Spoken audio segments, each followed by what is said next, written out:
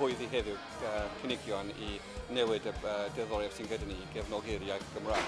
A dyn ni eisiau cryfhau y safonau sy'n gyda ni ar hyn o bryd, ni eisiau cryfhau sut ni'n rheoleuddio'r Gymraeg, a ni eisiau cryfhau sut dyn ni'n hybu ac hyrwyddo y Gymraeg. Ni ar daith fel genedl I sicrhau lle dilys yr iaith Gymraeg. Ac fel dyn ni'n symud ar y daith yma, dyn ni'n newid y ffordd dyn ni'n gweithio.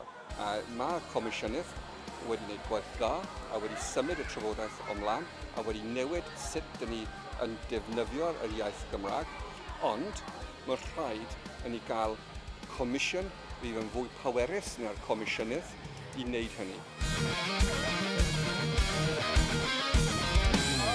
Bydde hyn yn cam mawr yn ôl. Does neb yn dadlau dros diddymu Comisiynydd y Gymraeg ar ôl 5 mlynedd o sefydlu hi. Mae angen Comisiynydd cryfach a mwy annibynnol na sydd gyda ni ar hyn o bryd.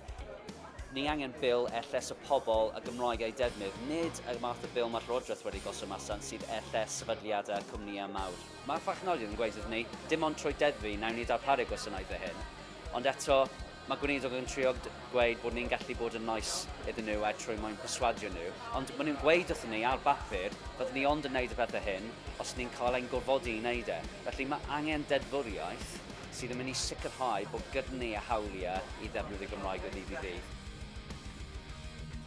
A wy'n siŵr bod wedi clywed hefyd bod Cymdeithas yr Iaith wedi dweud bod hyn yn cam yn ôl. Pam dyw hyn ddim yn iawn felly? Wel, mae'n un fath I Gymdeithas yr Iaith, achos dwi'n meddwl bod hwn yn cam ymlaen, a cam difrifol ymlaen. Dyn ni ddim yn chwarae games hyn, dim chwarae plant I hwn. Ac mae rhaid I Gymdeithas yr Iaith sylweddoli. Dwi o difri a bod i'r gweledigaeth sy'n geni ar gyfer y iaith Gymraeg. Dwi o difri a bod I un o'r genedl, a bod I un o'r pobl dros y Gymraeg. Mae nhw eisiau chwarae games nhw, gad nhw'n wneud e. Be dwi'n mynd I wneud yw deldu I sicrhau dyfodol yr iaith Gymraeg.